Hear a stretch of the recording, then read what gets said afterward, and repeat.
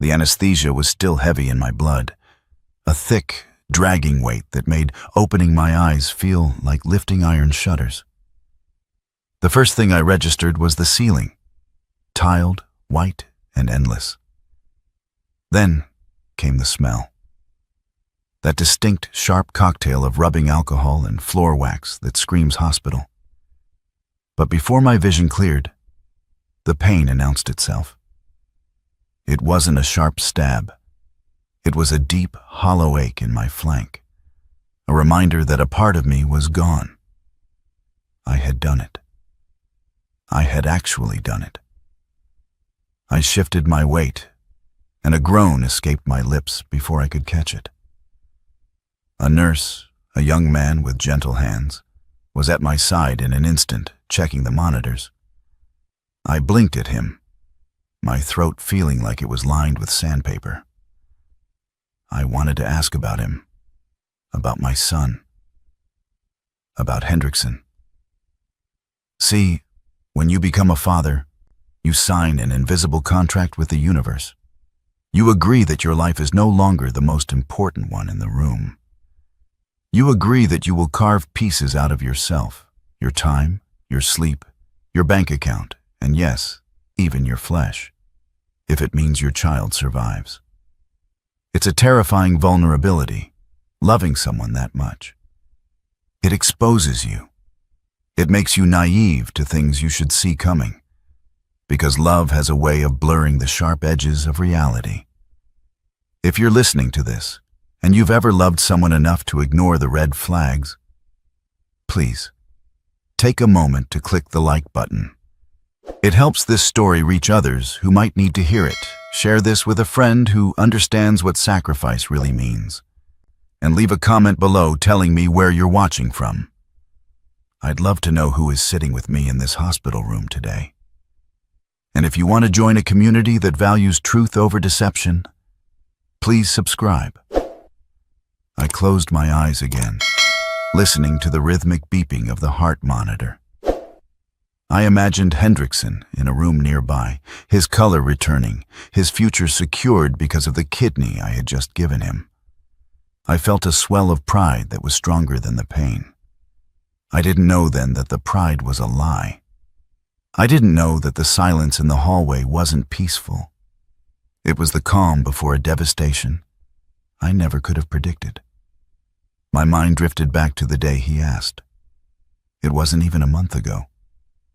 The winter wind was howling off Lake Michigan, rattling the windows of the old Victorian house I had spent 40 years restoring. Hendrickson had come over for dinner, which was rare. He sat at the mahogany table, pushing a fork through my homemade pot roast, looking gray and defeated. He told me he was dying. He didn't say it dramatically. He said it with a terrifying stillness. Renal failure, Dad. End stage. He had produced a folder of papers, sliding them across the table. I didn't read them. Why would I read them? He was my son. His eyes were rimmed with red, his hands trembling just enough to sell the performance. He talked about dialysis not working, about waiting lists that were 5 years long, about how he didn't have 5 years. He had maybe 5 months. Looking back, I wonder about the mechanics of a lie that big. How do you look at the man who taught you to ride a bike, the man who held you when your mother died, and tell him a story designed to harvest an organ from his body? It requires a specific kind of emptiness, a hollow space where a conscience should be. I remembered grabbing his hand across the table. I remembered the tears on my own face, hot and fast. "Take it," I had said. "Hendrickson, take it. I'm a match. I know I am." He had cried then, or I thought he had. He squeezed my hand and whispered, "You'd save my life, Dad?" That question haunts me. It echoes in the empty chambers of my memory. I thought he was asking about his survival. I didn't realize he was asking about his bank account. We trust family because we assume they operate under the same moral laws we do. We assume that blood creates loyalty. But blood is just biology. Loyalty is a choice. And Hendrickson had made his choice long before he sat at my dinner table. 24 hours passed. The fog of surgery began to lift, replaced by the sharp clarity of post-operative recovery. I was moved from the recovery bay to a quiet room on the 4th floor. Outside the window, the Chicago skyline was a blur of gray steel and falling snow. It was a cold city, but I usually found warmth in its resilience. Today, though, the cold seemed to be seeping through the glass. I kept asking for him. How is Hendrickson? Is his body accepting the kidney? Can I see him? The staff was evasive. Not rude, just distant. There was a nurse, a woman named Beverly, who wouldn't meet my eyes when she changed my IV bag. She checked my vitals with mechanical efficiency, her lips pressed into a thin line. When I asked about my son, she simply said, "He is recovering, Hudson. You need to focus on your own healing." There is an instinct you develop when you get older. You start to sense when the frequency of the room changes. Something was wrong. It wasn't the medical complications I feared. It was something in the air. A tension. If Hendrickson was okay, why hadn't he sent a message? Why hadn't he wheeled himself down? We were in the same hospital. We had just shared a life-altering event. I tried to rationalize it. He was probably in more pain than I was. The recipient's recovery is often harder than the donor's. I told myself I was being paranoid, that the solitude of the hospital room was making me anxious.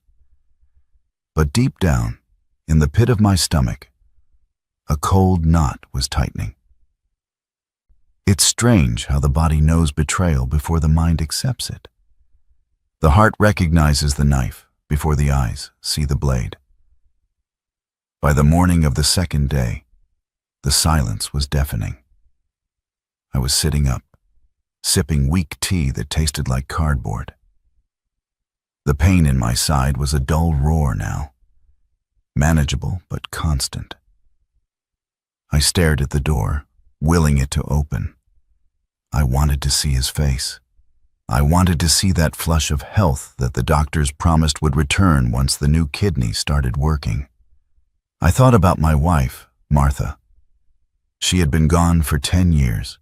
If she were here, she would have been pacing the halls, demanding answers. She was the fierce one. I was the steady one. Without her, I felt unmoored.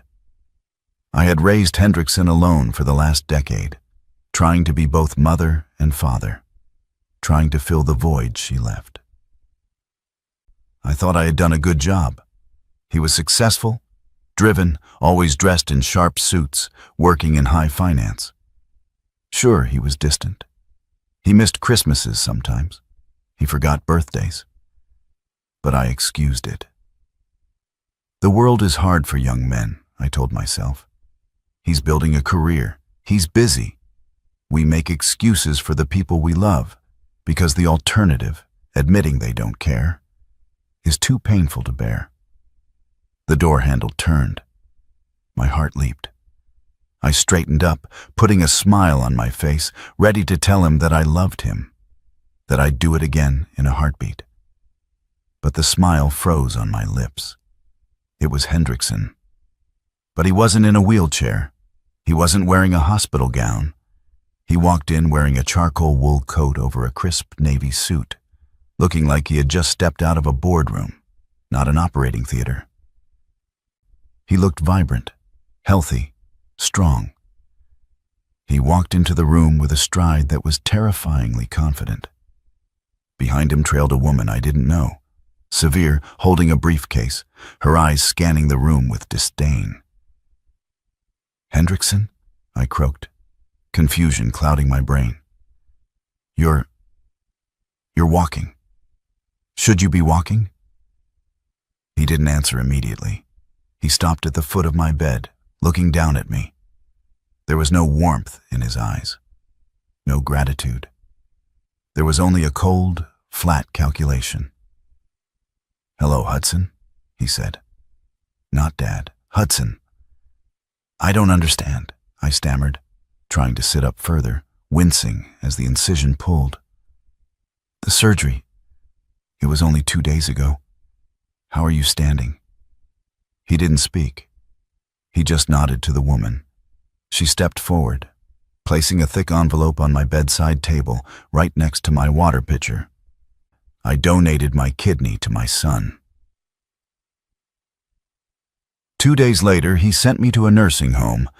Then the surgeon said, "Well, I haven't gotten to what the surgeon said yet. First, I had to survive what my son said. If you have ever felt your heart break, not from sadness, but from the sheer shock of cruelty, you know what I felt in that moment. If you believe that families should protect each other, not destroy each other, please subscribe to the channel right now. Turn on notifications. Let's stand together against this kind of darkness." "What is this?" I asked, my hand trembling as I reached for the envelope.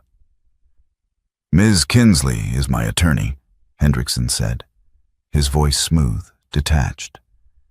"She's handling the transition." "Transition?" I pulled the papers out. The legal jargon swam before my eyes, but certain words jumped out. Eviction, transfer of deed, power of attorney, relocation. "You signed the house over to me last month, Hudson, remember? To protect the assets in case the surgery went wrong. You wanted to make sure I was secure." I felt the blood drain from my face. I signed a medical proxy and a temporary trust."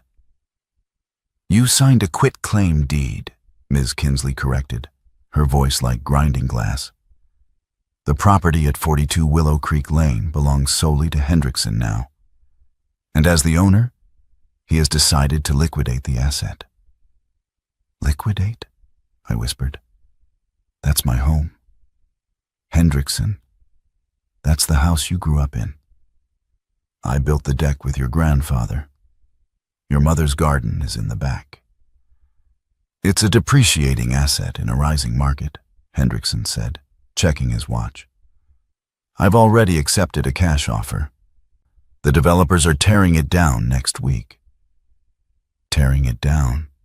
My life, my memories, Martha's garden, all of it, erased for cash. "Why?" The word ripped out of my throat, raw and jagged. "I just saved your life. I gave you my kidney. How can you do this?" Hendrickson sighed, a sound of profound boredom. He looked at me like I was a dull child who couldn't grasp a simple concept. "You're old, Hudson. You're alone. The house is too big for you. It's a waste of capital." "I am your father," I screamed, the monitor beside me beeping faster as my heart rate spiked.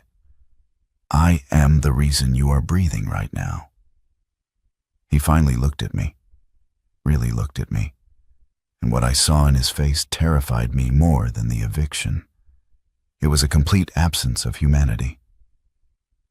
"You served a purpose," he said, "and now that purpose is fulfilled. You don't need a 4-bedroom house to watch TV and sleep. You need supervision. The cruelty of entitlement is a poison. It convinces people that they deserve everything they take, and that anyone who gives to them is merely paying a tribute." He didn't see a sacrifice. He saw a transaction where he was the only winner. "You can't just throw me on the street," I said, tears finally spilling over. I wasn't crying from sadness anymore. I was crying from a helplessness so total, it felt like drowning. "We aren't," Ms. Kinsley said, tapping the second document. "We've arranged for your placement at the Shady Elms Geriatric Center. It's a state-funded facility. You're booked into a shared room. The transport van will be here in the morning." Shady Elms. I knew the place. It was 2 towns over, a grim, understaffed warehouse for the forgotten. a place where people went to stare at walls until they expired. "I'm 62, I whispered. "I'm not an invalid. I work in my woodshop every day. I have a life." "Not anymore," Hendrickson said. "You have no assets, you have no home. And honestly, you're going to be recovering for weeks. Who's going to take care of you? Certainly not me. I have a business to run." He turned to leave. He actually turned his back on me. I donated my kidney to save my son. 2 days after the surgery, he handed me eviction papers and sent me to a retirement home. But just a few minutes later, the surgeon walked in, looking furious. What she said next made him freeze on the spot. The door swung open with enough force to bang against the stopper. Dr. Alana Vane stood there. She was the chief transplant surgeon, a woman I had only seen in passing, masked and gowned. Now she was in a white coat, her face flushed with a rage so intense it seemed to vibrate the air in the room. "Do not take another step," she commanded. Her voice wasn't loud, but it had the authority of a whip crack. Hendrickson froze, his hand halfway to the door handle. Ms. Kinsley took a step back, clutching her briefcase. "Dr. Vane," Hendrickson said, putting on his charming corporate smile, though it faltered at the edges. "We were just leaving. My father and I were discussing his long-term care." "Shut up," Dr. Vane said. She walked into the room, ignoring him, and came straight to my bedside. She looked at the papers scattered on my lap, the eviction notice, the nursing home admission. Her jaw tightened. She turned slowly to face my son. "I just came from the lab," she said, "and then I went to security, and then I called the police." Hendrickson's face went pale. Not the fake pallor of his sickness, but a true waxen fear. "I don't know what you're talking about. This is a family matter." "It stopped being a family matter when you committed fraud against this hospital and assaulted a patient through deception," Dr. Vane spat. She looked at me, her expression softening into a profound pity. "Hudson, listen to me carefully. Your son, Hendrickson, he was never sick." The world stopped spinning. The hum of the heater, the distant traffic, the beeping monitor. It all vanished. "What?" I whispered. "His kidneys are perfectly functional," Dr. Vane said, never taking her eyes off Hendrickson. "The medical records he showed you? Forged. The scans? Doctored. The tests we received from his private specialist before admission? Falsified." "But the surgery," I stammered, my hand hovering over my bandaged side. "You operated. You took my kidney." "We did," Dr. Vane said, and I saw tears of frustration in her eyes. "Because we operated under the belief that he was the recipient. We prepped him, but the moment he was wheeled into the recipient room, the swap happened." "The swap?" I asked, my voice trembling. "He didn't receive your kidney, Hudson." Dr. Vane held up a tablet, showing a security photo. It showed Hendrickson in the loading bay of the hospital, meeting a private ambulance an hour before my surgery. "He sold it," Dr. Vane said. The words hung in the air like smoke. "He brokered a private, illegal deal. There was a buyer, a wealthy private buyer who didn't want to wait on the list. Your son wasn't the patient. He was the middleman. He used you as the supply source." I looked at Hendrickson. He was backed against the wall now, looking like a trapped animal. "It's a lie," he hissed. But his voice lacked any power. "We have the wire transfer records," Dr. Vane said, "and we found the real recipient. He's in a private clinic uptown. We have teams en route there now." My kidney, a piece of my body. It wasn't filtering my son's blood. It was inside a stranger. My son had harvested me. He had looked at his father and seen a bag of spare parts to be sold to the highest bidder. "How much?" I asked. The question felt obscene, but I had to know. Hendrickson didn't answer. He was busy typing frantically on his phone, likely trying to move money. $1.5 million, Dr. Vane answered for him. That was the price. $1.5 million for a healthy kidney from a living donor. $1.5 million, that was what I was worth.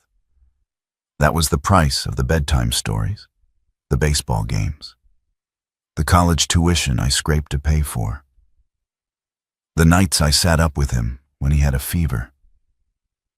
He had sold 40 years of fatherhood for a wire transfer. It makes you wonder about the nature of evil. We think of it as monsters under the bed. But often, it's just indifference. It's just math. To him, the math worked. I was an asset with a value, and he liquidated me just like he liquidated the house. The sound of heavy boots in the hallway broke the tension. 2 uniformed officers and a detective in a trench coat stepped into the room. "Hendrickson Miller?" the detective asked. Hendrickson dropped his phone. "This is a misunderstanding. I have rights. Ms. Kinsley, do something." The lawyer, Ms. Kinsley, stepped away from him as if he were radioactive. "I represent you in real estate matters, Mr. Miller. I do not represent you in criminal organ trafficking cases. I am leaving." She walked out without looking back. "Hands behind your back," the officer said, spinning Hendrickson around. "Dad!" Hendrickson yelled, desperation finally breaking his cool facade. "Dad, tell them! Tell them you consented. Tell them you wanted me to have the money. Dad, please!" I looked at him. I looked at the man who had, minutes ago, condemned me to a shared room in a dying house. I looked at the son who had sold my flesh. I said nothing. I just turned my head toward the window and watched the snow fall. They dragged him out. His screaming faded down the hallway, replaced by the murmurs of shocked nurses and the squawking of police radios. Dr. Vane stayed. She sat in the chair Hendrickson had vacated. She looked exhausted. "I am so sorry, Hudson," she said quietly. "In 20 years of medicine, I have never seen anything this depraved. We should have caught it. The fake records were expert." "It's not your fault," I said. My voice sounded hollow to my own ears. "He fooled me too, and I've known him his whole life." I lay there for a long time after she left. I was technically homeless. My son was in jail. My body was cut open. I felt a grief that was heavier than death. When you bury a parent or a spouse, you grieve their absence. But when you lose a child to their own darkness, you grieve their presence. You grieve the person they were, the person they could have been, and the stranger they actually are. 2 days later, Dr. Vane returned. I was still in the hospital, social services trying to figure out where to send me since the eviction process on my house had indeed been initiated, though frozen by the police investigation. "Hudson," she said, standing at the foot of my bed. "The recipient. The man who actually received your kidney." I tensed up. "I don't want to know." "He knows what happened," she said gently. "He was told the donor was an anonymous volunteer. He had no idea about the payment or the deception. His family, they are devastated that his survival came at this cost to you. Why are you telling me this?" "Because he wants to meet you. He wants to say thank you. And I think you should see him." I wanted to say no. I wanted to curl into a ball and hide from the world. But curiosity is a strange tether. A part of me was living inside this man.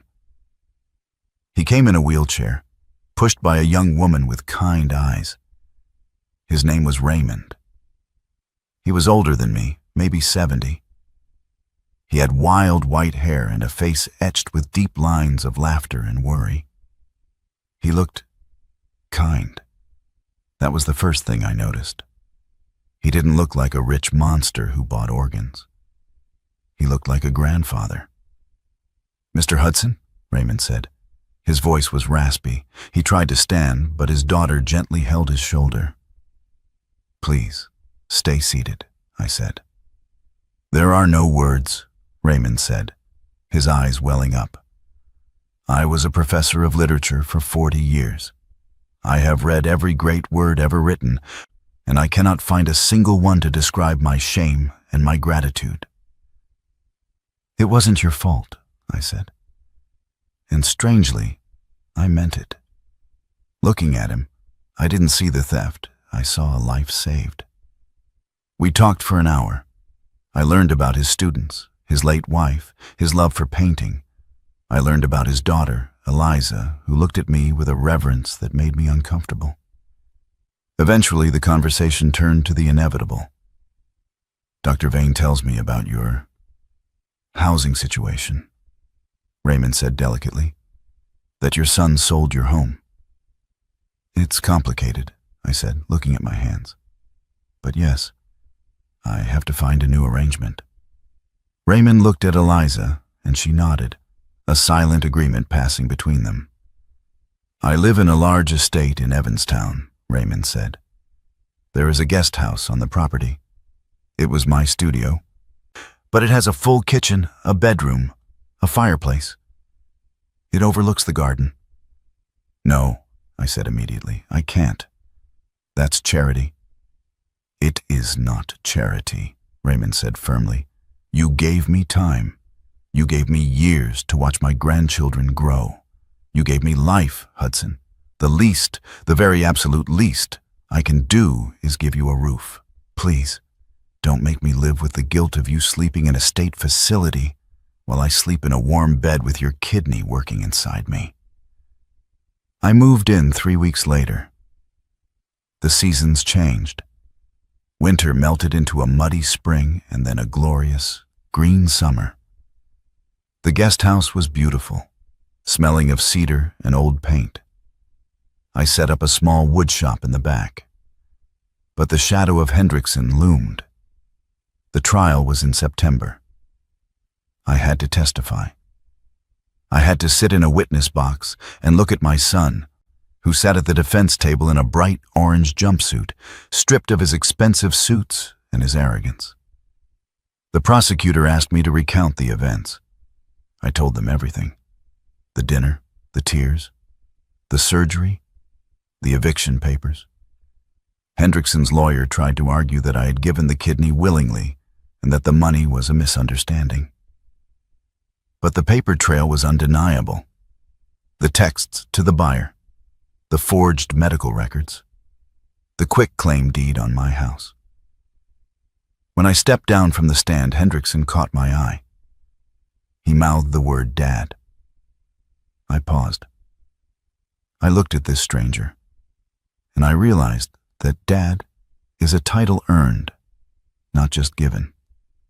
And he had fired me from that position the moment he decided I was inventory. I walked past him and didn't look back. The sentence was severe, given the fraud, the organ trafficking, the elder abuse, and the scale of the theft. The judge showed no mercy. Hendrickson was sentenced to 15 years in federal prison. I watched him be led away in handcuffs. I expected to feel happy or vindicated. Instead, I just felt a quiet, heavy sadness. It was the end of a lineage, the end of a dream. But as I walked out of the courthouse, Raymond was there, Eliza was there, and Eliza's 2 young sons were there. "Grandpa Hudson!" the youngest one yelled, running toward me. He slammed into my legs, hugging me tight. I froze for a second, then my hand came down to rest on his head. "Hey, buddy," I said, my voice thick. "Ready to go home?" Raymond asked, leaning on his cane. "Yeah," I said. I'm ready. It's been 2 years now. My kidney, our kidney, is doing well. Raymond and I sit on the porch in the evenings, watching the sun go down. We argue about books. We build birdhouses with the boys. We are a strange, cobbled-together family, stitched up with scar tissue and shared trauma, but we are solid. I never got my house back. The developers dozed it before the legal injunction could stop them. But I realized something. That house wasn't my home. It was just wood and brick. Home is where you are safe. Home is where you are not a transaction. Home is where, if you fall, someone catches you instead of checking your pockets for loose change. I learned the hard way that blood doesn't make you family. Love does. Respect does. And sometimes, you have to lose the family you were born with to find the family you were meant to be with. So, I ask you today, look at the people around you. Do they love you, or do they love what you can do for them? It's a hard question, but it's one worth asking before you find yourself in a hospital bed. If this story touched a nerve, if it made you think about the people in your life, please, I am asking you, subscribe to the channel. Join us. We are building a community of people who believe in second chances and real love. Hit that subscribe button so you don't miss the next story. You are not alone, and you are worth more than what you can give. Thank you for listening.